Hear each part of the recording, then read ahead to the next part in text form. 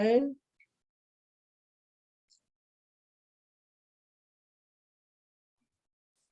right. Can you hear me, sis? Are you there? Yes. Okay, awesome. All right, we are officially live. So what up, everybody? First of all, it's your girl, Jackie Johnson. And it is LaQuisha, aka LQ. And we want to welcome you to Sister Conversations in Black.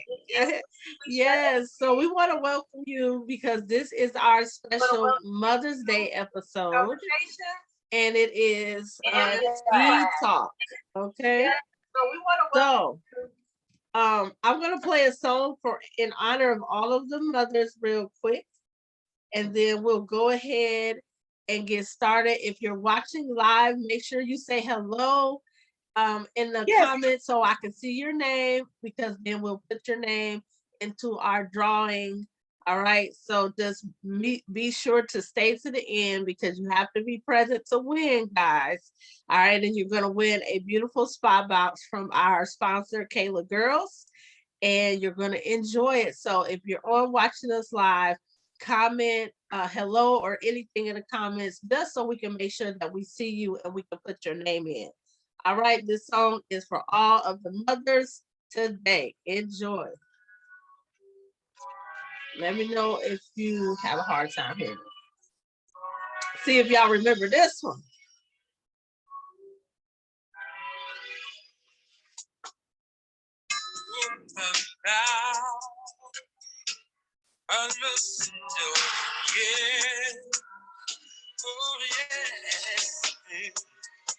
You know what it is, sis? It sounds like H-Town. Yep. Mm-hmm. Natural woman.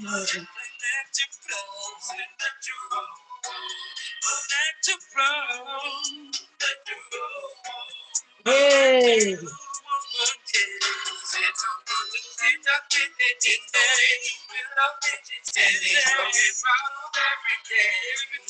Natural woman.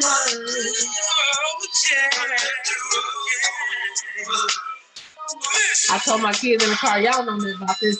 Mother of Jesus, here is white snow. She's so beautiful, so beautiful, so wonderful. Hey. Said I love my precious lady, my saint of body. Said I love her, yes I do. She's so innocent, so careless, natural woman, natural woman, natural. Ladies, if y'all out there groove with us a little bit, this one's for you.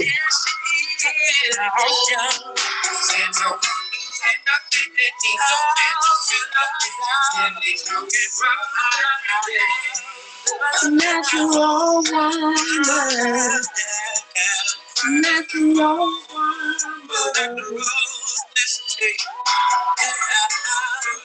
The world, her life is in H-Town.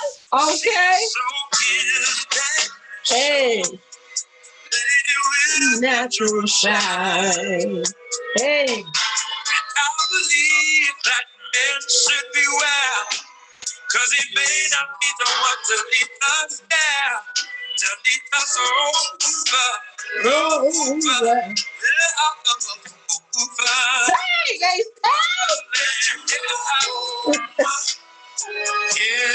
natural woman, natural woman.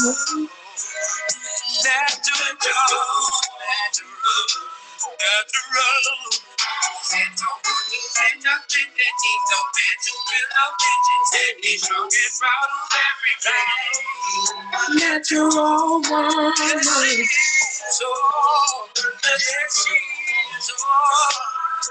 Say for me, so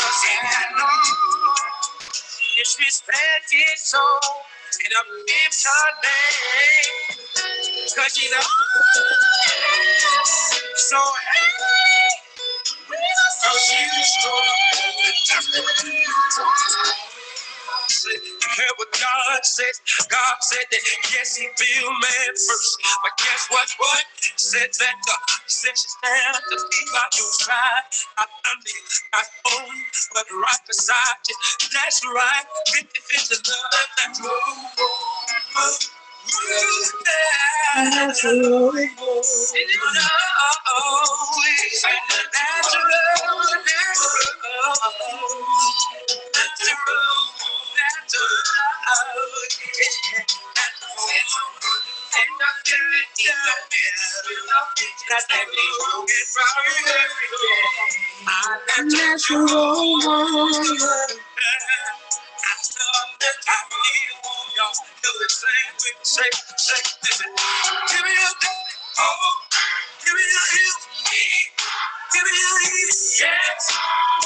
I knew who this was right away.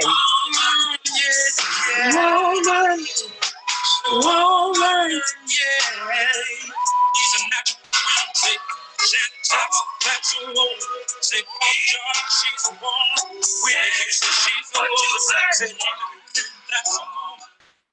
all right, Natural Woman by H-Town. That is my dedication to the ladies today.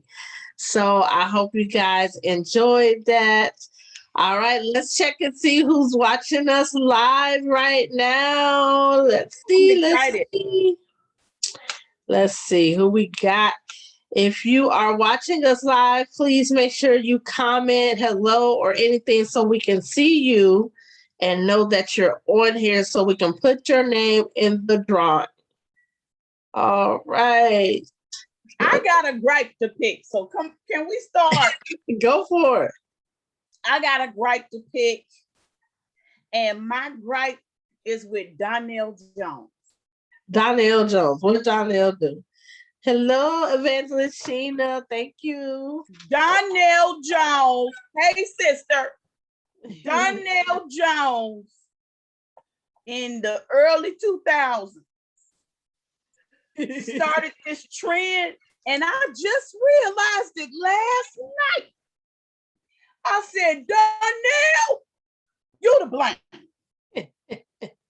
And I'm going to tell you what he did. You just dedicated the song to the women. Yeah. I'm not going to play this whole song, but I want you to hear this little piece of what Donell did. This is why I got problems now. Uh-oh, you hear this, y'all. All right. If you have just joined us, please comment so we can see you and we can make sure that you get your name put in the drawing for being one of our live viewers today. All right, sis. I think sis got a song she want to play for us. I ain't gonna play the whole song, but let me tell y'all what the problem is. Okay. Now, once Donell did this, that's when it all started. They really start coming up out the woodwork. Listen to this foolishness. Oh my goodness. Listen to this foolishness. Listen to what they talking about. Now you know she's serious. Now I'm dead serious.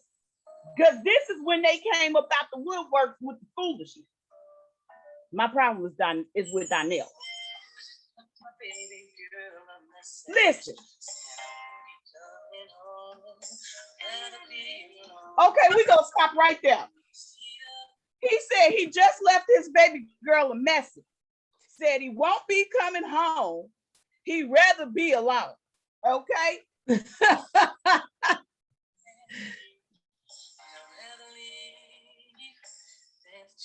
He said he'd rather leave than to chill. Look, listen, I ain't got time for this. Listen, I ain't got time for this. You up, that is. That's all I need right there. You hear what he say? If she give me some time, I could be the man she needs. But it's a lot of lust inside of me. But we've been together since our teenage years. I really don't mean to hurt her, but I need some time. Oh my God. Because when you love someone, you just don't treat them bad. Oh, how I feel so sad. Now that I want to leave, she's crying her heart to me. How could you let this be? But I just need time to see where he want to be. I'm done with you, Donnell. It's scratch. Okay, sis. Well, they still doing that today. They still trying to figure out where they want to be. But it's Donnell's fault. It ain't all his fault. But Donnell made it okay. In the hi, Sister Vanessa, Mother Vanessa. I got your name. Thank you. Donnell made it okay. Oh my God. And guess where Donnell at? Married. He done sent all y'all out. He done left the woman that he was with from high school. After she done built him up. He wrote the song. Sent y'all, he got some other records too. You know? He sent y'all off. And now he married. Your boogers out there listening to Donnell. Now you in your 40s, your 50s, don't know where you want to be. I'm sad. Go ahead, sis. Go ahead. Go on with you so soon. All right. Go ahead. No, it's good. It's good. We like Donnell. Okay, Donnell did do us bad, but it's all right. It's all right. Donnell is Kevin Samuels. And Kevin Samuels, Donnell. Oh, Jesus. Well, so in addition to, we're having 2 drawings today. One is if you are a live viewer and you watch this broadcast live, your name will go into a drawing to win a spa box from Kayla Girls. The other is if you guess what color my tea set is, you don't have to be right. You just have to guess, and your name is going to go into a drawing for this beautiful clutch purse, also from Kayla Girls. And it is super hot and neon in time for the summer. So that is what you're going to win for all of you who guess what color my tea set is. All right. I was going to do it my sisters, but she's been showing y'all her tea set since the beginning of the broadcast. Yeah. I totally forget. My bad, y'all. But it's okay. It's okay. So but if you have bomb, it's still a bomb tea set. She's going to show you. We're going to reveal them both.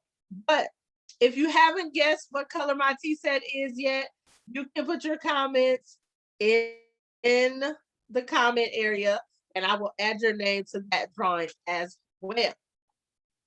Sis, you want to introduce our episode today and just talk about a little bit about what we're going to do? Sure. Today's episode is all things woman, all things mother, actually. And so if you have any comments or anything that you would like to discuss, no topic is off limits. If you are PG-13 ear, you may want to turn away. But nonetheless, no topic is off limits, so you can feel free to put those in the comment box. And we also have a few comments as well already. We have a few topics that we are going to discuss already. I just found it quite interesting as I was cleaning up my house last night, and Donnell Jones happened to play on Music Choice, which I will be sending them a letter to take him off of there, that his lyrics in his song, we're talking about men trying to figure out where they want to be while they leaving their woman crying. And I would like to examine how many men from our early 90s, late 90s to the 2000s singers promoted the nonsense foolery of adultery today. Now, y'all know, I ain't got that much sex, but I make a lot of sex. Okay? I want to know how many of you boogers is living on old lyrics. Not old lyrics. These are old lyrics. And since I'm talking to you boogers, I'm gonna tell you something. I don't know a whole bunch of them, but I know about 2 or 3 females that's living off of Dina Howard. Well, okay, talking about t-shirt and panties.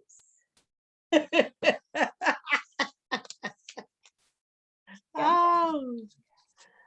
All right, ladies, make sure you comment so I know who's watching. Alina, I have you. Vanessa, I have you. Evangelist, I have you. Anybody else, if you're watching, please make sure you comment so I can see your name. And you know what we was doing when they was living off of that? You know where we was at? We was silver and gold. Oh, Lord. Silver and gold. Oh, I'd rather have thee than silver and gold. That's where we was at. Sheena said at least he left before he cheated. Okay, girl. Sheena, but look, he left the high school sweetheart. Girl, look up who Donnell married to today, child. That's my sister. I love her. She's so crazy. Look it up, girl. So then we ain't gonna talk about R. Kelly. Okay. Oh no, let's not do that. But you know who we didn't have enough of? Aaron Halls. I miss Yes, Aaron Hall. Listen here. Got my first husband off of Aaron Hall. Yeah. We didn't have enough of Aaron Halls. She said she gonna go look. She said she gonna go look. Okay. Look up, child. Look up who he left for who he went. Child. And oh man. Won. You ain't won nothing but a hat, girl. His head is big. Oh, silly. Sheena, you said my tea set is pink. Okay. Alina, what did you guess? Because I know you guessed on the post. Somebody, Prophet Patrice guessed that my tea set was peach. And somebody else, Sister Alberta, guessed that my tea set was, I think she said green. Ooh. Alina said gold and pink. Okay. Good guesses. You guys act like you guys know me. So we're gonna go ahead and do the reveal. Okay, so that means the tea set is our okay. Y'all ready to see? All right, sis, you hold up yours, I hold up mine. Oh, girl, they already know what color this is. I know, right? My skin. Alina, it is pink and gold. You know me extremely well. Pink, and then it has the gold around the tip and the gold inside as well. Good deal, Alina. So I think it was only like 4 people who guessed. So I'm gonna go ahead and do that drawing right now. Let's see who won. Okay. Who won the purse? Let's go. Let's go. Whoop, whoop. Okay. Drum roll, please. All right. I'm picking a name now. Oh, y'all know I'm not cheating. It's Alberta Daniels is our winner for the purse. Woo! Sister Alberta, you won the purse. I will get your information and send it to you. We will do our other drawing at the end. So as long as you're on watching, you can be the winner. You have to be on to win. And that's for the spa box. And trust me, that is a good one. All right, let's get into all things woman, all things mothers. Yes. Today, happy Mother's Day to all of the mothers out there. Mother's Day, ladies. Happy Mother's Day. I don't care what capacity you are a mother in, if you are you have children of your own, if you adopted children, if you're a mommy figure, we say happy Mother's Day to you, but I want to do a special shout out to them good mamas, them real mamas. Yeah, go there. Sacrificing mamas. There. Okay. Because I know we honor all women, but I'm gonna tell y'all something. Every woman who have children ain't a mother. So and she's not a good one. So that's why we want to especially shout out that mom that sacrifices, that mom that protects her children, that mom who loves her children, that mom who takes heat from other people about her interactions with her children. Because if you're a good mama, you taking heat from somewhere. They be talking about, girl, them kids gonna grow up and leave you. And I know they is. Jealous. I know they is. But while they in my care and in my custody, I'm gonna take good care of them so they know what it feels like to be loved right. So they know what it feels like to be talked to right. So they know how it feels to be treated right. And they know how to go out there and do the same thing for their husband or their wife when they get one. All right. Question. Yes, ma'am. To the women in the chat and to you. Let me ask you if something get on your nerves. Folks want to tell you how to parent when they ain't helped you. Oh, wait. Liz, I'm going to sip my tea. Now you looking at my children, blessed and highly favored, mannerable and honorable. What? Shondo. And you got the nerve to want to question what I'm doing. Where your kids at? Well.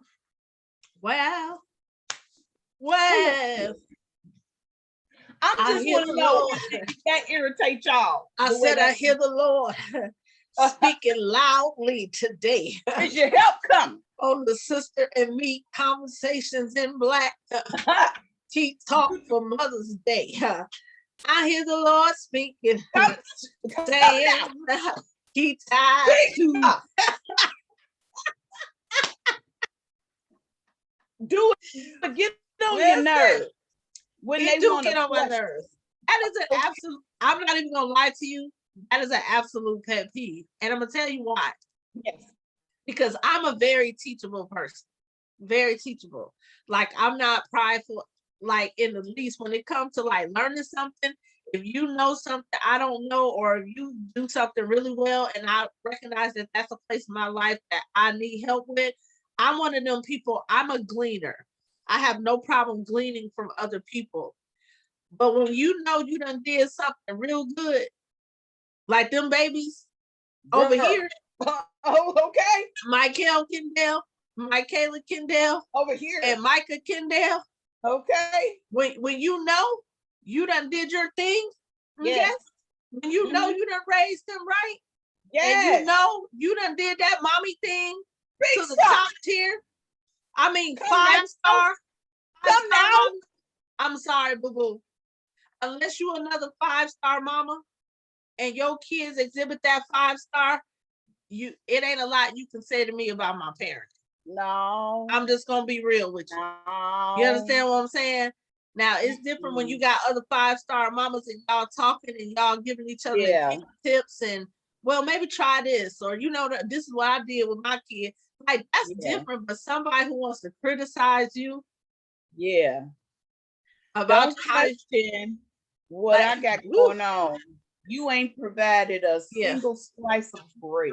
Yeah, absolute pet peeve. You ain't provided no moral support or mental support, emotional support or encouragement. No. You don't know what it. Listen, I almost went into a song preach. Don't do. You don't know what it's like to be an all around parent. I am not just a mother who provides. I am not just a mother who cleans after them. I am a mother who prays for them, reads with them, emotionally supports them, will fight with them, carries them in the spirit. Not only do I feed them, I clothe them. It's more than a roof over their head, darling, or clothes on their back, or shoes on their feet, but it is the essence of who I am that my children carry, that they will never go into this world thinking that they are less than, because God says they are more than conquerors. They are the head and not the tail. It is the word, sister, that you and I have put on the inside of our children, I'm gonna slow down because I feel a preach coming on. But I'm telling you, it's the word. My children know, our children know scripture. They know warfare prayer. Mm-hmm. And they have choices to do certain things even when I'm not around. They've got good judgment. Yes. That good judgment is something different, right? That hit different. I'm gonna leave it alone, but that's a thing. That's Good a thing stuff. right there. Good stuff. Another thing I don't like. Don't tell me what my children can and cannot eat. Uh-oh. Here's my thing. And this is something that's really just an irritant. So I was talking to somebody once, and my daughters had eaten my watermelon that was in the refrigerator. I love fruit. And they had eaten my watermelon that was in the refrigerator. They didn't eat all of it. They ate pieces. And I was like, did y'all eat my watermelon? And he was like, nobody said nothing at first. I said, did you eat my watermelon? And the person that ate it spoke up. And then the person that ate it spoke up. And then the person that ate it spoke up. So that means all three of them went in there and got the piece, right? And the person that I was talking to, I said, you know what? That's okay. Y'all need to ask me next time. And what y'all gonna do is y'all just gonna replace my watermelon. Mm-hmm. Okay, Mom. That's fine. They said, but you had 2 cartons, so you hadn't touched either one. It don't matter. So anyway, the person that I was on the phone was like, they would know not to touch my things. They should know better. Like, you don't just go. Listen. And a lot of people may not agree with this, but this is the way I parent. I don't deny my children the bare essentials. I don't deny them necessities. Food is a necessity. Okay. I don't say to them that they can never have something. What I do is I learn from what they like. They eating the watermelon because they see their mama always eating the watermelon. They want what I want. So what I did was I said, oh, okay, my girls is always in my stuff. So I started buying them fruit bowls outside of my watermelon. That way they don't touch my watermelon. And now when they go to the store to get their stuff, they get their own fruit bowls. We have to understand that your children mimic you. So if they see you like eating something all the time or putting on something all the time, like especially if you have girls, they're gonna want to do it. They're gonna want to do it. So is that a punishment or is that a teachable moment? It's a teachable moment for me. Because when they wasn't eating fruit like that, they like, wait a minute, this watermelon is good. Like, she always eating this watermelon. Let's try it. So for me, it was more of a teachable moment. Then, of course, I disciplined them and I talked to them about doing it and they replaced my watermelon. But it was a teachable moment for me to say, okay, y'all like watermelon? Like, well, yeah, Mom, we always see you eating it. Okay, well, let's purchase y'all fruit bowls. You see what I'm saying? Mm-hmm. So like, constructive ways of parenting, everyone doesn't have. That's very true. And if you don't really have the constructive ways of parenting, how can you tell a constructive parenter how to parent?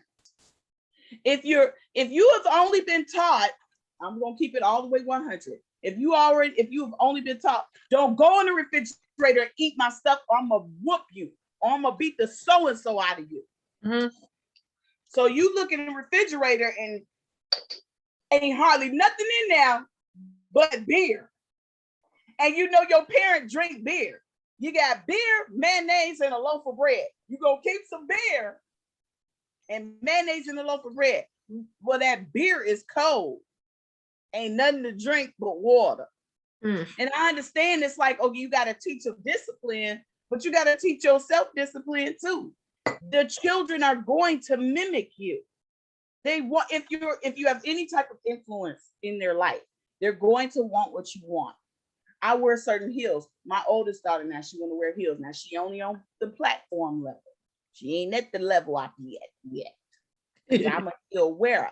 But you got to understand that those are teachable. Do you understand what I'm saying, sis? Those are teachable moments. And so if it's only been, I think that we have this thing that in the hood, that if you do this, you get a whooping. If you touch this, you get a whooping. If you say this, you get a whooping. If you do that, you get a whooping.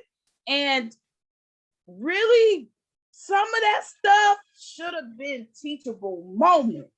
I'm gonna keep it all the way 100, because when the child got out to actually start doing stuff, they went buck wild, because they couldn't do this in your house, and you never told them why they couldn't. You just said, you do it, you get a whooping. So they left your house and did it somewhere else. Come on, somebody, say amen. Well, I agree. I mean, I just think every household runs the way they run. But I do agree that a lot of things, especially like as we were growing up, a lot of things that kids got in trouble for really wasn't on the kids. It was on the parents. They didn't teach much. They didn't explain much. And, you know, we come from a generation where parents felt like they didn't need to explain nothing to you. Everything was because I told you so, or because I said so. Right. And so I think now, a lot of times with the way we parent our children, a lot of people believe like we're too, this generation is too lenient on their children, or too politically correct when it comes to their children. However, you recognize that some things didn't work the way your parent you. And so I can't speak for anybody else, but I know for me, things that my mom did that did work, I kept. The stuff that I felt like was uncalled for or not productive, I did not keep. I created my own system when it came to my children. I also, along the way, got parenting classes because I really had a desire to be a great mom. That was so, it's important. So in teaching them that, and if it was the minimum, they wouldn't have touched it, but it was like 2 big cartons of it. But here's the thing, in teaching them that, I told them, I said, I spend money on groceries, this and that and the third. Both of my jobs went out. Both of my daughters went out and got jobs at the Dairy Queen. Facts. Like, okay, let's go work. Don't have to. They just decided to. It's the teaching. It's the teaching. Exactly. So definitely. And mine's been working since they're like 13. All of them. They find something, you know what I mean? And, they appreciate it. And especially for my sons, because they really thought, and they looked at all of the things I had to do, and they looked at the struggle, and it was like, I'm going to do something to help my mom, or I'm going to do something to take a load off of her. Thank God for them sons. I'm telling it's always the sons, boy. They be carrying them burdens for their mamas. But that also comes with the teaching. When you teach your sons what a man is, when you teach your son what a man's job is, they begin to practice that before they get a family of their own. You know what I'm saying? Like, there was a period of time where I was teaching my sons how to be to a woman, and I would tell them, open your sister's door. Don't let your sister do this. You know what I mean? Because sometimes we don't understand, like, even that interaction they have between one another. Sometimes I have to get on my daughter, like, don't talk to your brother like that. Stop fussing and fighting with him. Like, that's a whole man. Like, you know what I mean? It's just little stuff where you remind them to respect each other in a manner that they should, even though that's your sibling. And we all goof off with our siblings. I know I do. I threaten my baby brother is like bigger than all of us, and I still be talking about, I'll knock you up. You know what I mean? And he know better. He like, girl, if you don't sit down somewhere. For real. Look, girl, that's what I'm saying. But like, I'm gonna tell y'all this. Go ahead, sis. I'm gonna let you finish, because this one I know you're gonna want to speak on this. Go ahead. Okay, but so like, I'm just saying, little things like that is like, it's important. But the thing is, when you raise young people by teaching them and talking to them and explaining things to them, that's how they learn. Right. Yelling at them because you feel like you done said it too many times, or immediately just going to put your hands on them or disciplining them that way, that don't always work, because what you end up doing sometimes is scarring them and making them, because I mean, a lot of hood stuff is I'm making them tough. I hate that. I so hate that. Yeah. Here's the thing: women who are raising young men without the presence of a father figure in the home, it's really rough for you, because you really have to walk a careful line. I think we touched on this in one of our previous podcasts, but as a single mother, you fearing that your son will be weak, and you being overly aggressive with that son because you want him to be tough, is not good for him, because you now taint his image of women. You understand what I'm saying? Because how a son interacts with his mother is going to teach him about women. How a daughter interacts with her father is going to teach her about men. So my job as a mother is to teach you and nurture you. Okay? Women are nurturers. So it bothers me when people get upset when you nurture. That is a part of my job. That is how I teach. That is how mothers teach. Now, a father's job is to nurture, but discipline. Okay. So a lot of times you will miss that if you don't have a male figure, a father figure in the home, or you don't have brothers or uncles who step up to the plate and take that responsibility to help. So, but what you can't do as a woman is be overly aggressive trying to make your son tough, because it's going to backfire. He's going to look at women like they're aggressive. He's going to look, or he's just going to look at Black women or whatever race you are as if your women and his culture is like that. And and a lot of times it will make them want someone outside of their culture.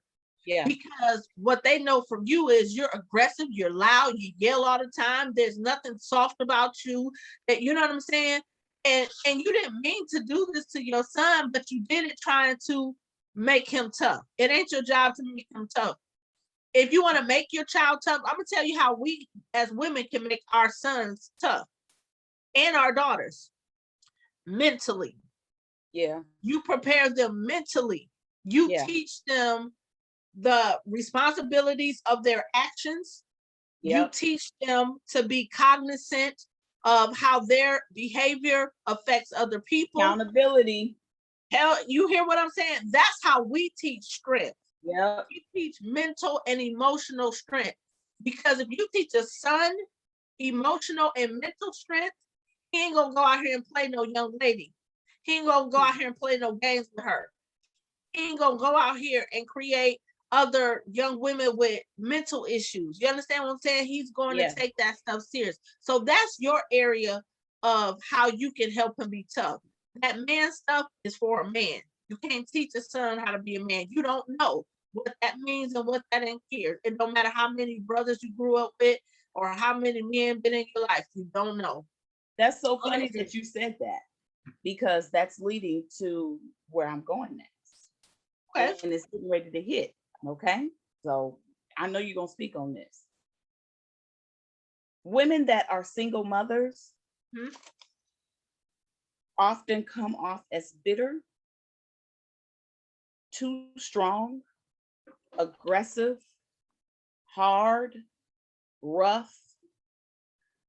And I need society and the male gender to know that I'm not telling you to give her a pass, but I'm asking you to have compassion, because I don't know how many children she's had, but somebody left. Somebody left. They left her with the responsibility. They left her with the responsibility. They left her with the entire shebang. And she had to navigate and try to figure out how to parent. Absolutely. And what it does to some women is it makes them very angry and very bitter. and very hostile towards you, the male gender. And what you say is, oh, my baby mama, she's a rat. She's trash. She's garbage. She always got an attitude problem. She always want money. And granted, some of them do. But there are some that have been mistreated, used, abused, made like you wanted to be with them, laid down, gave you their body. You knew the whole time you had a woman. You knew the whole time you had a wife. But because she was in love with you, she kept the child. These are real scenarios. Not mine, but these are real scenarios. She kept the child. She didn't know you had a woman. She didn't know you had a wife. You ended up having one. You didn't really even want her, but y'all didn't use protection. And some women don't believe in abortion. So they kept the child. And she got to walk around or be on social media and see you with your family. Bro, she's hurt. Well, and all you got to do instead of fighting with her is acknowledge her pain, G. Apologize and acknowledge and take some accountability for your part. And don't even talk about what she did. And if she is still nasty after that, you've done what you had to do. You've cleaned the slate.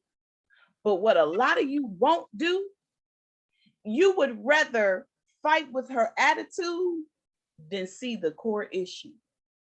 You want to speak on that, sis? I mean, you said a lot there. I mean, I know it's definitely different for everybody. You know, don't get me wrong. I definitely ended up being a single mom for many years. And I won't put my children's father business out there like that. But I ended up being a single mother, and I literally took care of my children alone, financially and otherwise. And there were moments and short time frames that he did help and assist. But it was many years after the initial moment of becoming a single mom.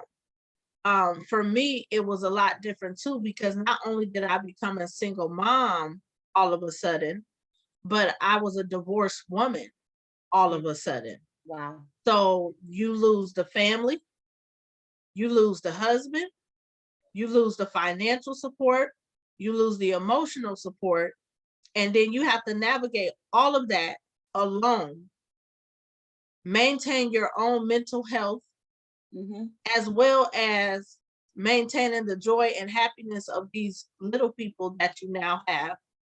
Yeah. And I don't think people understand how extremely difficult that is for most people. You understand what I'm saying? If it had not been for God and my relationship with God and the few friends in my life that were like family, such as yourself, I would not have made it financially or emotionally. Talk about it. And that's what I'm talking about. That is the honest to God truth.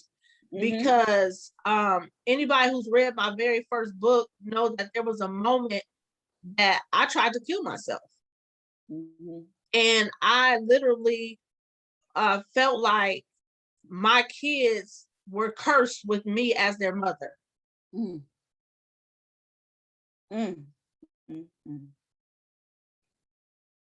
This is what we're talking about today. This is Sisters Conversation in Black, Mother's Day episode.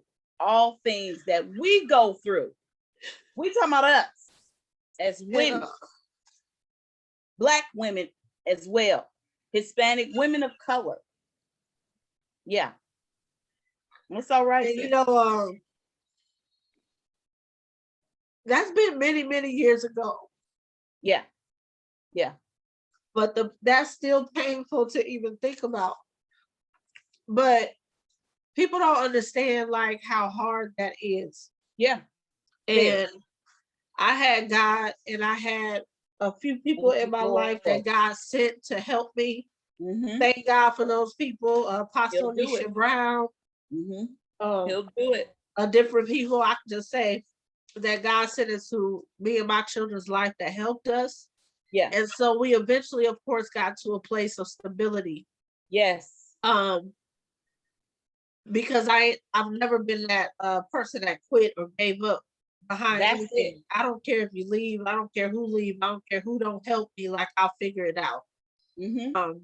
But like that emotional trauma. That's what I be talking about. People don't be trying to hear me. That is emotional trauma.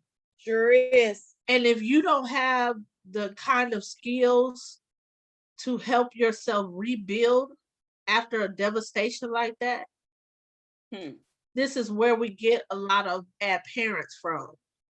This is where we get a lot of cases where the parents have killed themselves and their children, or killed their children. Or this is where we get those women who want a man so bad that they're willing to risk the safety of their children from this place right here. That's right. Because when you endure that kind of pain, something in you tells you, I don't ever want to feel that again. Right. So if a woman feels like she has to go out here and get a man who will provide for her and her children, she will take his bull crap. Sure will. Because he's providing for her, and she never has to worry about her kids eating or her kids having what they need. Yep. And so she'll sacrifice herself because she's not being loved right. She's being cheated on. She's not being respected, but she's doing what she's doing for her kids, because she don't ever want to feel that vulnerability that she felt in that moment of abandonment. Yeah. And anytime a man walks off from his responsibilities of a child, that's exactly what that woman goes through, whether she loved you or didn't love you, whether it was a one night stand or not. When a man walks off and leaves a woman to raise children by herself, that is trauma for her. And I hear people all the time, well, you should choose better who you land down with and blah, blah, blah. Shut up. Listen. Shut up. Listen, and let me say something about that. Let me say something about that. A lot of people that personally know me, a lot of people that personally know me know that I was straight out the hood/church house when I hit the block. Okay. I did not choose a baby daddy. I saw a boy that was cute. I thought that talked good. Come on now. We don't, in our minds, sis, let's be real. We're not thinking, ooh, baby daddy. That's not what some of them is, but that's not what we were thinking. So baby daddy. Some of them is. But when I came out, that's not what I was thinking. Right. And he was like a viper. He was like a python. He slithered on in there, snatched me. And I'm telling you, my grandmother, she was praying, trying to pray the devil off, but it didn't shake. It didn't shake. But I had to get the lesson. But listen, we don't choose. We don't choose them. And don't let me just say this. Shamar is an awesome son. I have been blessed. He is good looking, like he is top notch. All of that comes from my side. His daddy got about 2%. But so I'm going to share this snippet of this story because you shared something, and I want this to be personal for the both of us. When Shamar was 3 days old? A week old, and I was released from the hospital. This is also in my first book. And I got into it with my grandmother because you know how it is when we think we grown and they be trying to tell us. And my grandma was just like, no, you're going to sit up in here and make these beans. And I'm like, listen, I got to go. I got a baby. So, and Shamar was born in December, and it was real, real cold. You know, Minnesota is very cold. So anyway, we got into a bad argument. And she was like, well, you just go ahead and leave then. You think you grown? And this and then the third. So I'm leaving. And she told me, she was like, I don't want you to go. I don't think you're gonna make it. You know, that's what she said. So I was like, I'm out of here. So as I had an umbrella stroller. You remember them? The umbrella shoulders that you fold. And I had 2 grocery bags of clothes on one side, 2 grocery bags of clothes on the other side for me and Shamar. And Shamar was bundled up. I was walking him down the street. I didn't grab anything. I took my jacket off. I wrapped it around my son. It was cold, okay? We lived on Queen. It was like, if people that's from Minneapolis, we lived on 30th and Queen. I walked with my son in the snow.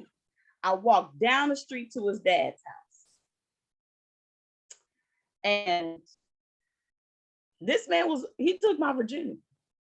Okay. I was over heels for him. Right. And I went up there and I was like, do you like I need you to take Shamar. Firstborn child. Mm-hmm. I need you to take Shamar. He opened the door. I said, I need you to take Shamar. And he had a female in the house, right? And she came to the door and told me she was pregnant. Oh, wow. And he told me, I'm with my girlfriend. I wrapped my baby up. I turned around. I walked down the stairs. It was good. I ain't stay there anyway. This house was nasty. You know I don't like that. I walked down them stairs because it was a duplex. And I walked from Oliver, it was like 30th and Oliver, to like 17th over there across the street from North High School. Oh, wow. I walked at like 2 or 3 o'clock in the morning with my baby. 2 bags of grocery, the little bags on each side of an umbrella stroller in the snow. Wow. I went to at the time my god sister house. So I had nowhere to go. My mama was mad because I had gotten pregnant in the first place. I had a baby. Family stuff. Right. And so I got to my god sister's house and I knocked on the door and she wasn't there. I was like, man, what am I gonna do? She wasn't there. And her boyfriend came to the door and he was like, Quisha, it was really late. He said, I don't want to know nothing. My sister's name was Lisa, by the way. Hi, Corey, if you see this. He said, Quisha, come in. You go in the girls' room and just lay down, make a pallet on the floor. I went in there and I laid down. And I laid Shamar down on the padlet. And I promised my son, I said to him, we will never be homeless again. And we weren't. The next day, later that night, Lisa came home. But the next day we got up and she was pissed. She was so mad. We went to my baby daddy house and she was cussing out. And I was like, I said, it's okay. It's okay. I'm gonna go down here to these apartments. I went to and then I'm gonna make this story quick. I went down to these apartments on the low end called Parkview. Everybody from Minneapolis know where this is at. It's on the low end. And I went over there and the lady was like, everybody that was outside, they was like, you come here for an apartment, girl, Quisha, girl. I'm from North Minneapolis. Girl, she ain't gonna be, she is evil. She mean. She don't do nothing but smoke cigarettes and snacks. I walked in there. This is the next day. Right. I walked in there and I said, I told her, I said, my baby and I, we're homeless. I said, if you give me this apartment, I will give you my check, my last month, my first month's, last month rent, all of that. And she was like, well, it's a waiting list because it was low income. Within 3 days, I had that place. Mm-hmm. And guess who came when I got that place? the baby daddy. Mm. And guess what I did? I let him in. This is real talk today. Yeah. These are the things that we do. It wasn't that I hated, I loved him. I thought he was my first. So even when you have been through trauma, even when you have been through pain and hurt, you will still open yourself up to that because of your heart. He had a need. They had got put out their place. And not only did I let him come stay, I let his mama come stay, his sister and his brother and his mama husband in a 1-bedroom. Come and stay with me. Wow. But we've got to learn to, not that you have to cut people up, but we got to take care of ourselves. I'm not saying return no energy because I don't believe in that. But let me tell you something. Even though I let them in and I let them come and stay with me and all of that because I love them. And somebody out there saying you were stupid, you were so dumb. Eventually I got the lesson and left them alone. But I'll tell you this, me doing that for him, we have not ever been homeless. Not a day, ever. When I moved from Texas to Arizona, we stayed with somebody because I was in transition, but that was by choice. I kept my house in Texas. I could have easily went home. My children have never been homeless because of the heart. So women, keep your heart right. I'm not telling you to be no sucker, but keep your heart right concerning people, because even though he did that to me, I didn't hate him. And I still don't hate him to this day. I still don't hate him. Keep your heart right. It's too many of you hating your baby daddies. You ain't got to hate him. He gonna get the karma if he ain't got it already. But I'm telling you, and even sometimes when you don't think God is listening, he listens. Because when I laid Shamar on that floor, on that pallet that night, and said to him, we would never be homeless, the Lord heard me. Go ahead, sis, I'm done. He heard me. No, I'm telling you, I think every mother has some type of emotional story that she can tell you. You know, nobody sets out to be a single mother. No, we don't. Nobody. We don't choose it. I didn't choose it. Not even the thottiest of women sets out to be a single mom. Okay. No, I'm gonna have to disagree with you. No, because they trying to trap somebody. They may not set out to be a single mother, but some of you know that they got women. Some of you know they got families, and you choose to be with them anyway because you want to be one in the number. Yeah, they know they got a woman, but they thought this was gonna bring him to their side. So even them, they ain't set out to be no single woman. They wasn't trying to be no good woman, but they wasn't trying to be no single woman. Right. And let me say something to you, men. On the flip side of that, when I hate to even go down this road, but I'm gonna go ahead and do it.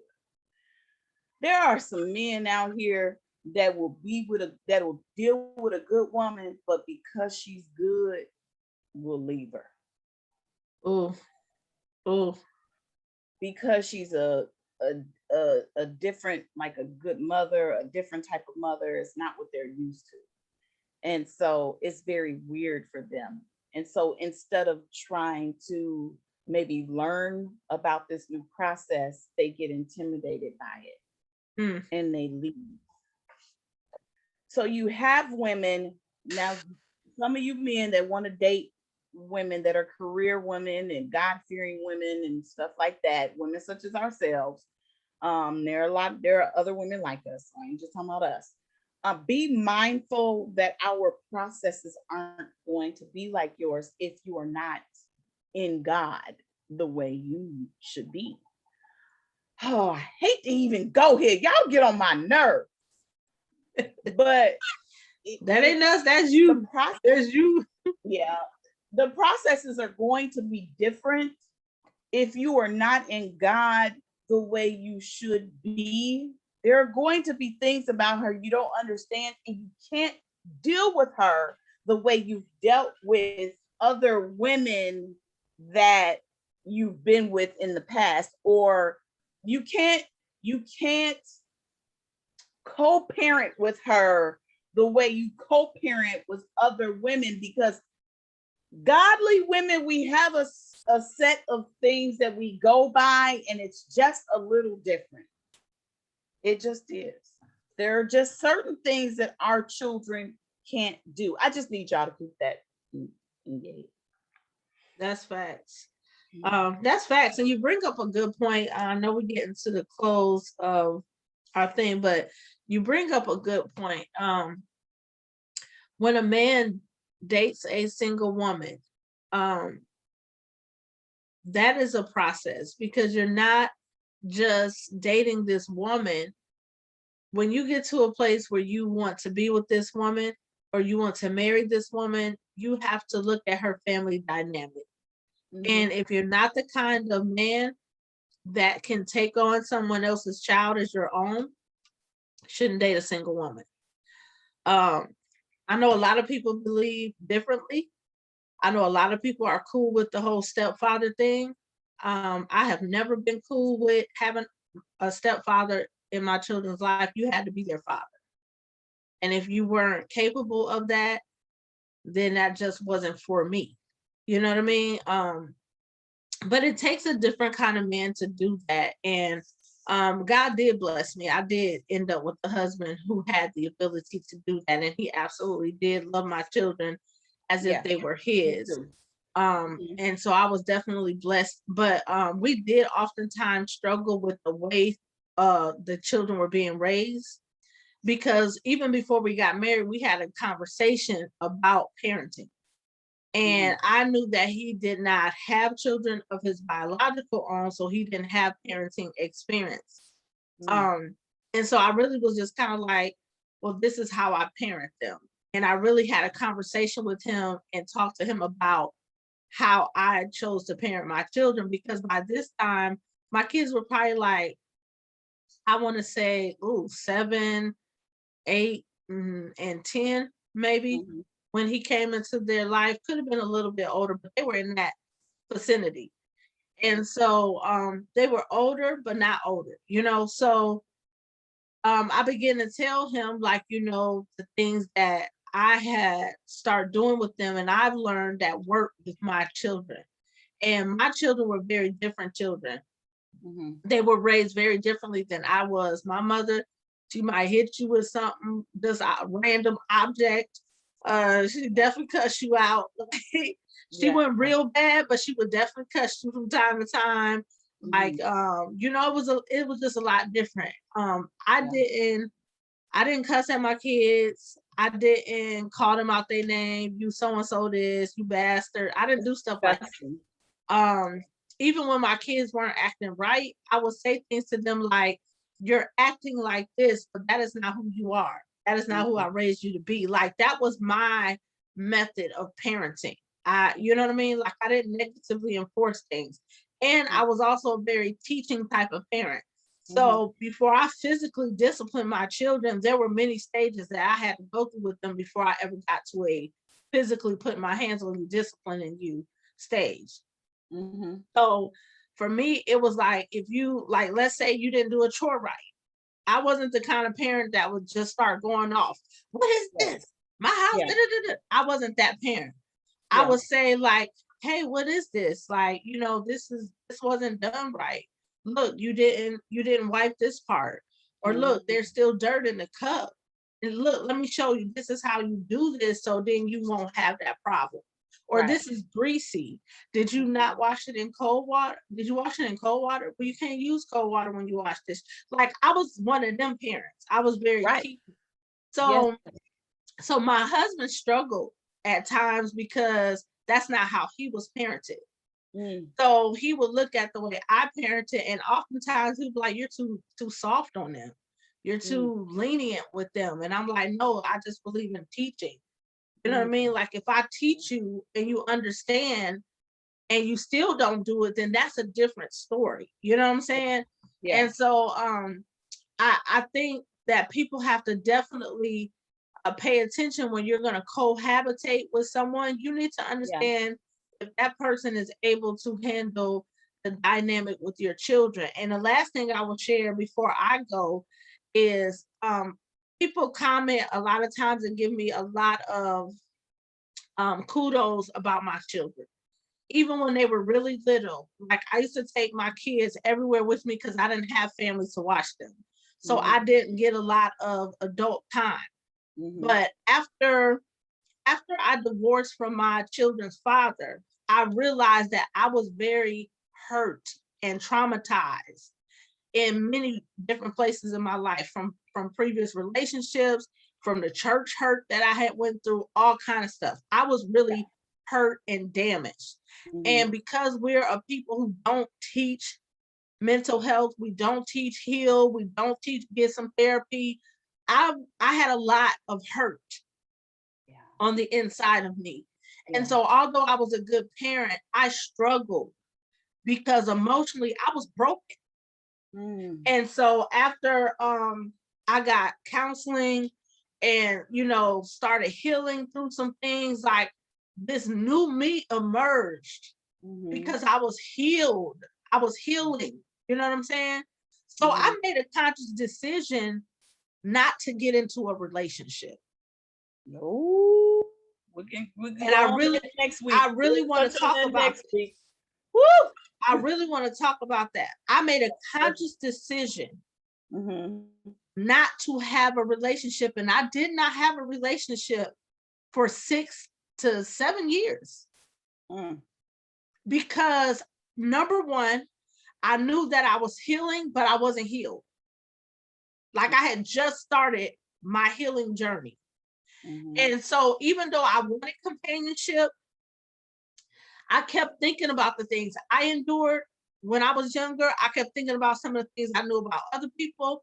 And what I said to myself is, Jackie, you need to heal, because if you don't, there is a possibility that you can let someone into your children's life that could molest them, abuse them, or hurt them into some capacity. Because those were things that I encountered as a young woman. My mom didn't know. She didn't pay attention. She didn't see any signs. And so for me, that was a fear for me.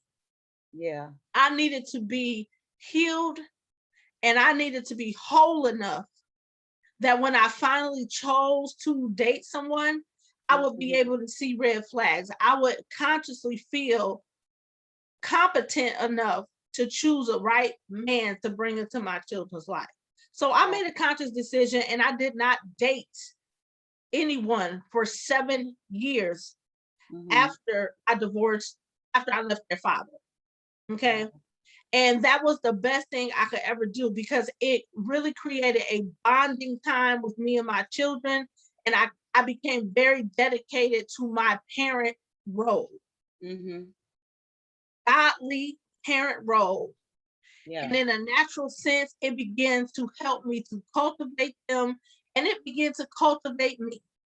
You understand what I'm saying? So when people tell me now and talk to me about how amazing my children are, I talk to them about the sacrifices that had to be made. And I don't talk about my sacrifices as a parent to make my children feel like, oh, I didn't have no life because of y'all. That's not it. I chose a life of singlehood. I chose to focus my time and attention on raising y'all and being the best mom that I could be. I chose that because being a great mom was a part of my goal in life and what I wanted to do. And so it was so funny because somebody said, oh, the babies is growing up. What you gonna do when the last one is grown? I said, I'm gonna live. Traveling. Well, we traveling already. You know what I'm saying? Like we already traveling. But like, I'm serious. Like, I'm just, you know, because that's going to be time for me to live my dreams. Understand what I'm saying? And even when I'm talking to my kids now, it's like, no, I don't mean that mommy sacrificed her life and I couldn't have a life. I had a life with y'all too. But I sacrificed certain things because I couldn't do those things and parent you the way that I needed to. My focus was making sure you live your dreams, making sure you reach your potential. So now that my son is 19, my daughter's 18, my baby is 16, he'll be 17 in October. Right. We don't have that long to go. And I don't mean like when they turn 18, I'm done with them. No, right. I'm always going to be their parent. I'm always their support system. My 19-year-old has his own apartment. It's look better than my apartment. Okay, girl. But I am still here supporting him. Yes. We still have family day once a week. I still take him to the grocery store once a week. Like we still have that, but I raised him right. Right. And he is taking care of himself. He is independent. Yes. All of my children are very independent already. Mm-hmm. And so when I tell them, Mommy gonna live, Mommy gonna take a few overseas trips. Mommy going to Paris. Mommy going to Egypt. Okay. Some of them, y'all can tag along. Some of them, it's a mommy trip. You're not gonna get it. You know what I mean? And so that makes me feel proud. Yes. When I'm at my son's football games, yelling like I'm crazy, and everybody recognizes, oh my God, like she is like the super fan. I'm like, as long as my son is out there, you better know it. You know what I'm saying? Same thing with my daughter and all the stuff she's doing. They're doing music. They're doing all kinds of stuff. And guess who is their number one fan? Yes. This chick right here. Ain't going nowhere. Mm-hmm. I don't care if I'm 50 years old, rocking all gray hair, baby. Mom's going to be right there rolling. Understand what I'm saying? Okay. But that is one of my greatest joys of life. Yes. Was being a mother and looking at the fruit of all that God allowed me to do and teach my children. So at the end of the day, I said that to say this. As women, sometimes women are so focused on what they want and what they need, and you have children. I'm sorry, but your wants and needs are secondary to that child's needs. At the end of the day, if you know you're not healthy, stop bringing men in and out of your life, because you don't know who you're bringing in and out of your child's life. And women get so infatuated. I'm gonna tell y'all, like my sons and my daughter throughout these years have had many friends who have gone through hell in their homes because of the man that their mothers chose. And then when they try to tell their mother that the man did something or made them feel inappropriate, the mother blames the child or goes off on the child or acts like she just can't have no life because of this child. Sit your selfish self down. Ask God to heal you and help you and be a mom. That's a mess. Facts. If you got little children who still depend on you for everything, you need to stop being selfish. Because they didn't ask to be here. You brought them here. For whatever reason, you brought them here and you have a job to do, and that is to raise them, teach them, and nurture them into adulthood. Teach them how to be independent and take care of themselves. If you have not done that job, then your job as a mother is not over. And God will bless you along the way. But you do not take your so-called happiness and make it the first priority over your child. Because if you so happy with this man, but your child miserable, that ain't God. That's you. Yeah. Well. And them was my closing remarks. Roll it over to you, sis. Well, she said a whole lot right there. I'm gonna be honest with you. I agree with you. Me personally, I was always and still am really selective on just people in general, like facts, man or woman. Like some people probably don't even know how many children I had. Or that I had a son that was a certain type of age, because like the energies and the spirits and all of that, like you just can't have everybody around your children. You can't have everybody in your house. And that's just the way it rolls. Like facts. If you ain't a part of that circle, you probably don't even know what my house look like right now. Or you probably don't even know what my kids is up to unless I post it on social media. Facts. So but I was fortunate to have a husband who we had religious backgrounds similar. He was probably even more strict. So I'm very thankful for that. Our children were We have some similar parenting. But my subtitle says strong but still delicate. So here are my closing remarks with the strong but still delicate. I'd like to speak to the mothers. A lot of you are, I'm just going to go ahead and go there. If you don't like it, I don't care. You angry, you're nasty, you talk silly to your children, you talk nasty to them. It's disgusting. I don't like it. Don't even talk to me on the phone when you're talking to your children like that. For some reason, you think that that is being strong. You can be strong and be delicate with your children at the same time. I have a son who is 23, grown man, all man. I was very strong with him, but still very delicate with him. If you don't know how to be delicate, get you some therapy. Delicacy requires emotional support, mental support, a love, a hug, a touch. They need your embrace. They need to feel like you care. But if you're always walking around cussing them out and talking crazy to them, but you going out and you buying them something, you're not being delicate with them. The only thing that you're teaching them is that this is what it means to be loved. And that is whatever product or whatever merchandise, but you are not giving them anything internal. You are only giving them external things. And when they get older, if someone is not doing that for them, they confuse that with the interpretation of love. And that's not love. That is appreciation. Okay? And some of it is you doing your job. Now, do we buy our children nice things? Of course. I do it all the time. But that, my children know that that is not love. My children know what love is in our house, but they also know not to play with me. There is a balance. Strong but delicate at the same time. And when I say strong, I don't mean man like strong. So let me go ahead and put this out there. You can be a mother, but you cannot be a father, period. I heard Chico Bean, the comedian, say, my mother told me she couldn't be my daddy, but she could teach me how not to be a female. That's it. And he didn't use them words, but that's what he said, okay?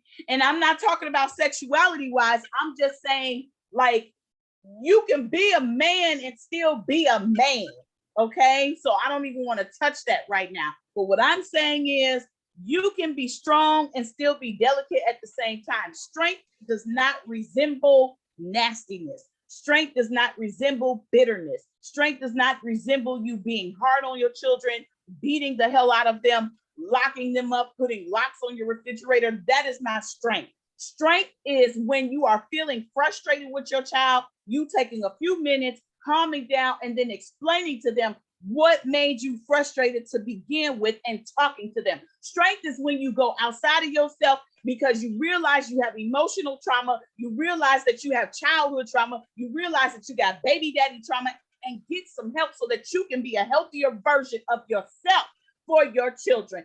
Strength is when you still get up in the midnight hour and pray for those things that have hurt you, for those people that have hurt you, for your children, even though you're hurting still. Strength is when you can tap into your inner man and say, I see something wrong with me, and I want to work on fixing that and not take it out on other people because of what's wrong with you. Why am I going there? This is what it is. These are my closing remarks. Strong but delicate. Strong is not always, well, we do what we do. I had this trauma, so I got up the next day and I just went on ahead and went to work. But you didn't deal with the trauma. So when you got off of work, you was nasty to your kids. You was nasty to your husband. You was nasty to your friends. You was cussing people out. That is not strength.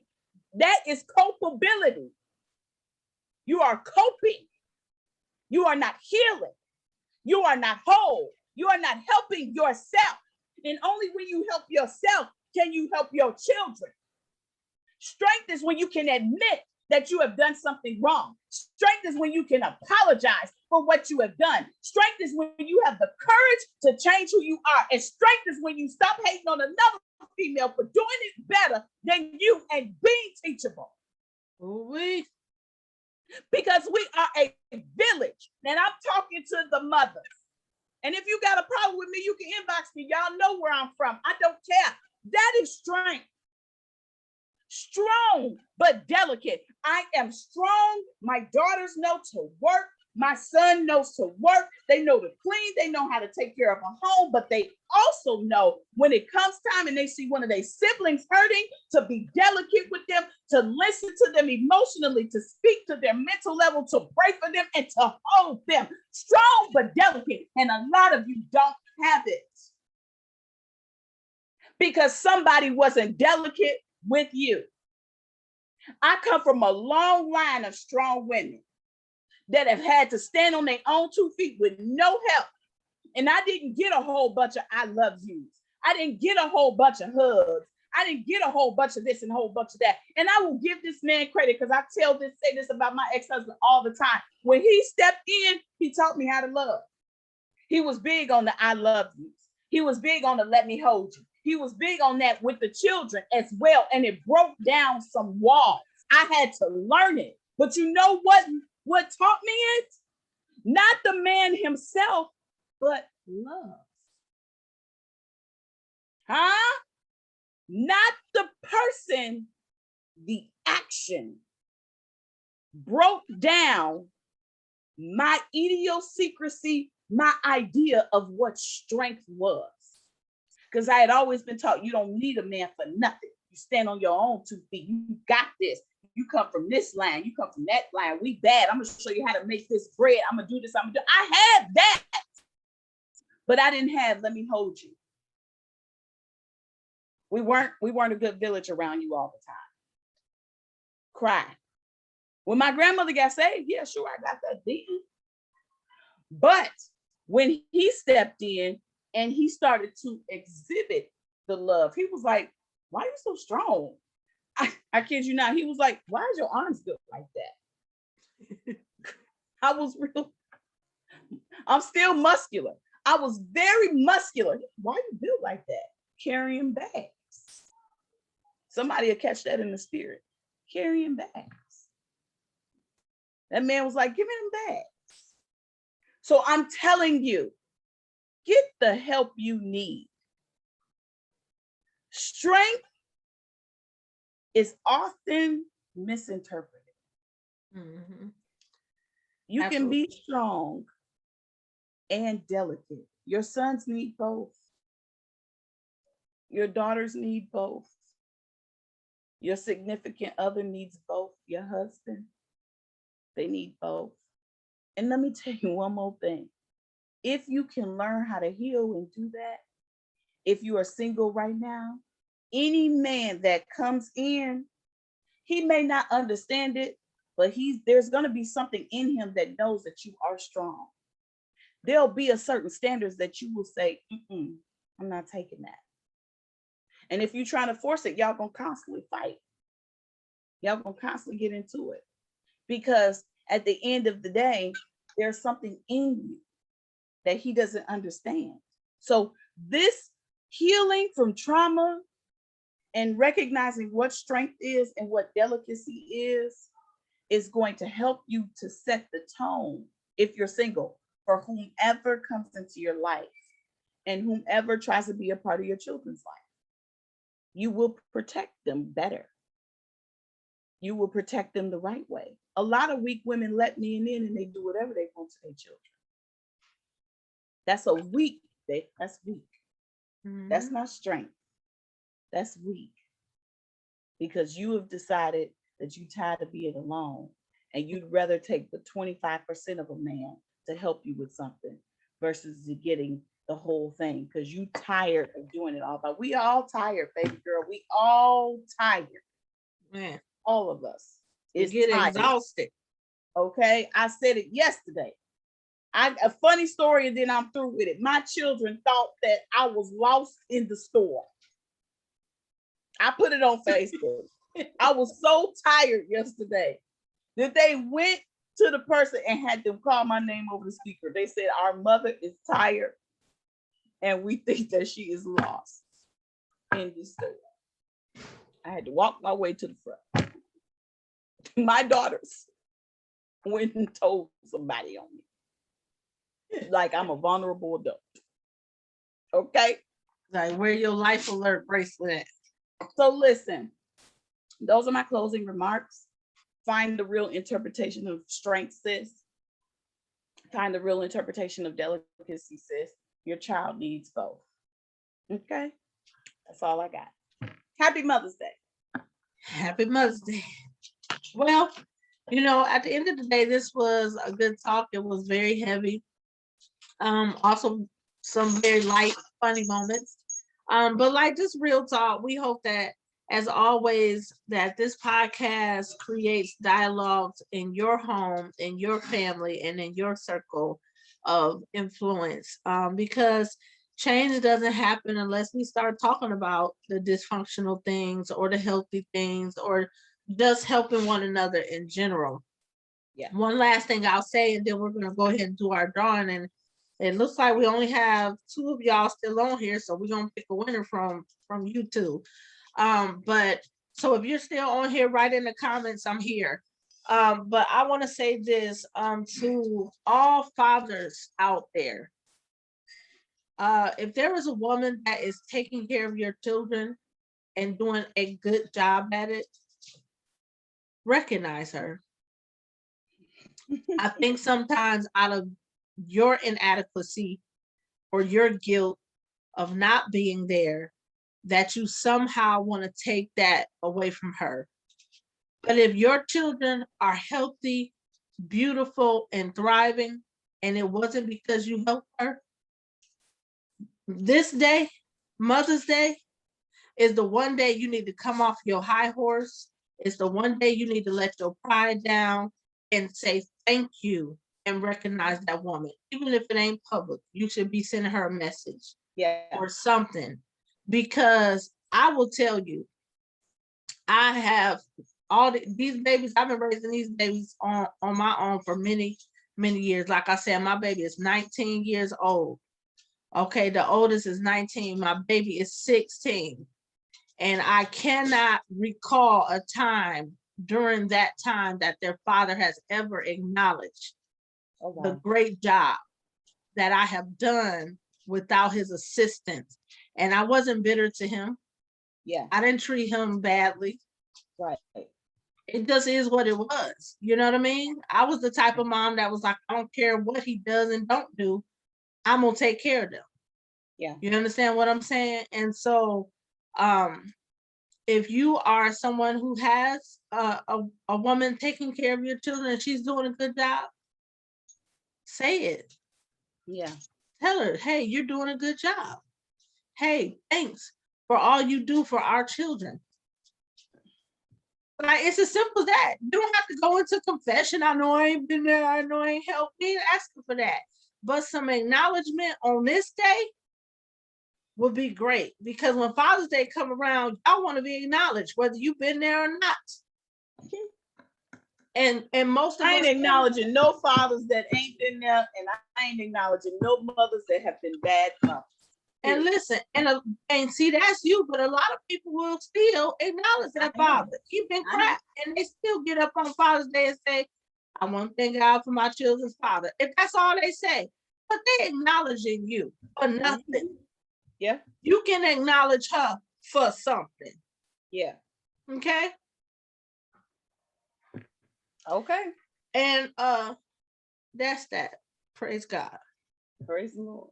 So in honor of all my the mother figures that God has blessed me with down through the years, there have been many women God has sent into my life that really helped me in my journey at some point. So I want to acknowledge all of those women, whether we are super close today or not. Michelle Thomas, thank you so much. Annie Pearl Jones, thank you so much. Dr. Doretta Price, thank you. That's my spiritual mother. My birth mother, Dorothy Bryan, thank you so much. In honor of our mom, great Joanne, who loved me like I was her baby. I love you so much. I honor you today. To my grandmother, Gladys Hutchinson, who fit that role, in honor of her today. My Aunt Lori, who is dead and gone, and I honor her in memory of her today. She was my shero for sure.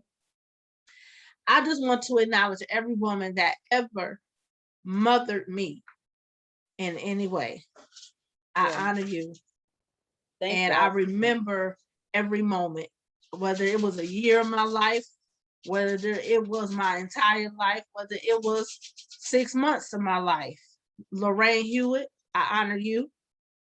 Anybody who has been in my life in that capacity as a mother, I will forever honor and cherish, because your love and your kindness and your direction has created the woman that I am today, or has influenced that woman. So I honor all of you. Any of my friends' mothers who took me in and loved me and called me daughter, I honor you today.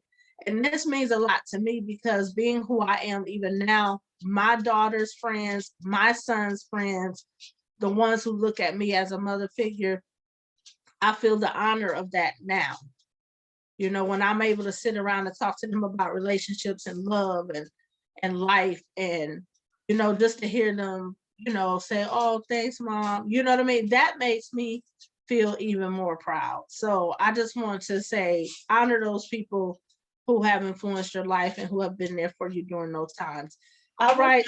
I wasn't gonna say anything about this, but because I've really been trying to keep myself together today. Yes. But so you know, my mother passed. If those of you that don't know, 2019, and my grandmother passed. So what I will say is that to all of the people that have lost mothers, that that were special mothers, and you know, my mother Joanne Robertson, my grandmother Viola Starks, Miss Margaret, Michelle, Charlene, and here recently, Ma Parker, who was my childhood friend's mother.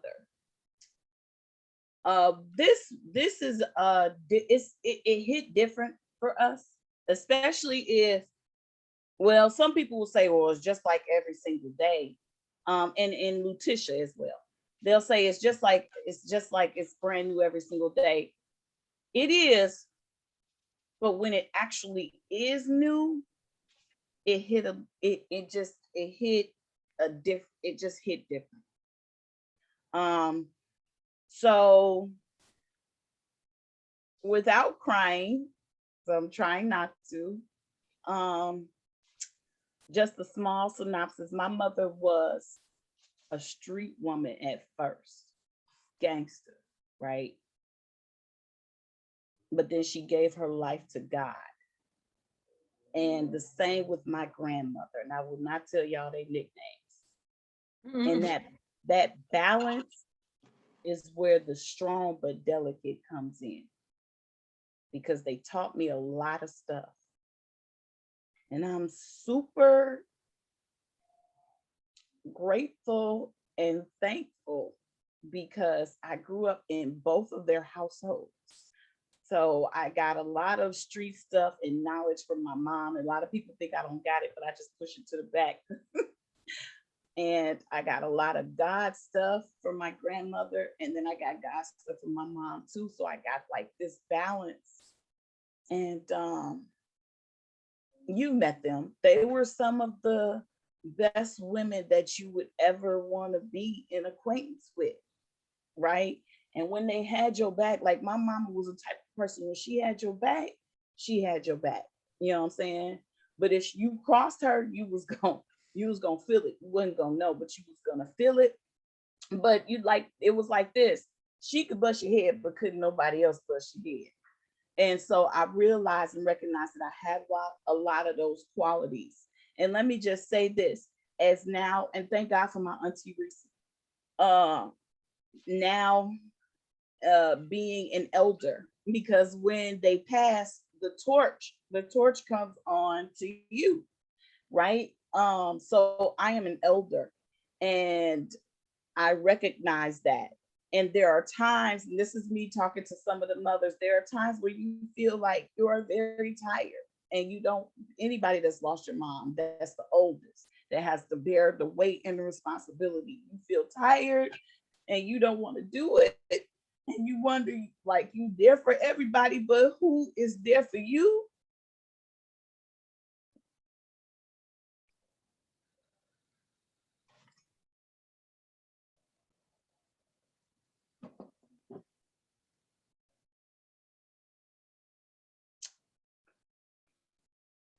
In those moments, like God, he, I'm not trying to go there, but he does. He comes in and he just gives you comfort.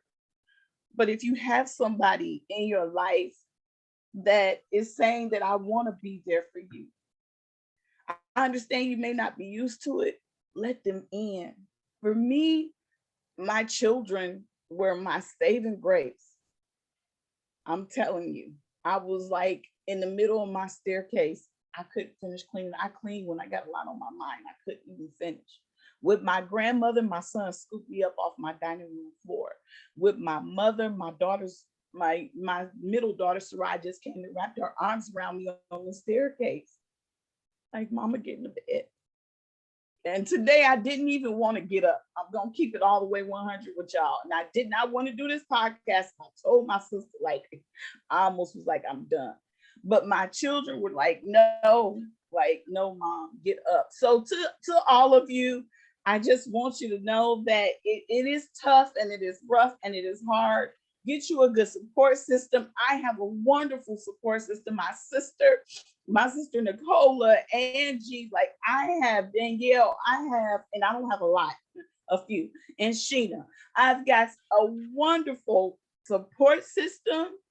And Kevin, I'm going to acknowledge you even on here because you were a support to me as well. Somebody going to see this, go back and say something. I don't even care. Men can be a support to you too. Don't think nothing extra. Y'all being too nosy. I had a wonderful support system, and our mothers are gone. But when you try to heal and be the best that you can be, it's almost like they smile on you because you're trying to be better. And that's all I have to say. They smile on you when you heal. Yes. That's it. I'm through. I don't even want to talk no more. Please shut it off. All right. It's been good. All right. Who's the last person on here? It looks like we have one person on here. If you're still on here, comment me because we're just going to give you the gift. Thank you. Thanks for watching today, guys. Bye. Thanks for being emotional with us today. All right, sis is gone. I'm still here. I'm trying to figure out who is left on so we can say who the winner is. I see one person still watching. Can you say that it's you? Because I can't see who you are. If you are still on the podcast watching, please comment me or just anything in the comments so I can see you.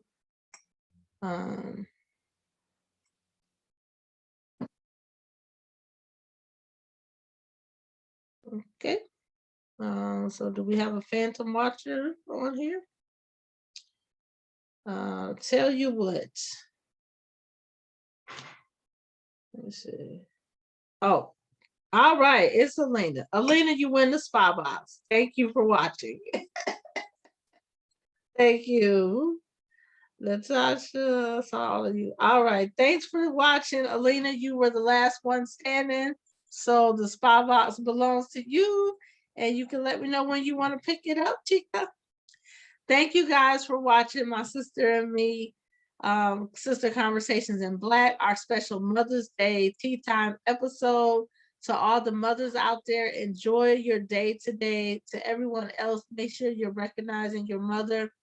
If your mother is no longer with us, then spend some good time with your children today. I also want to say to every mother out there that does not have their mother with you today, even my sister Natasha and different people like my sister LaQuisha, my sister Tony, I'm praying for you guys today. Know that your sister loves you. My heart is with you. And just make today a good time of celebration. Get with somebody who loves you, get with somebody who adores you, and just allow yourself to be taken care of today. God bless you guys. Thanks for watching. We'll see you guys next Sunday.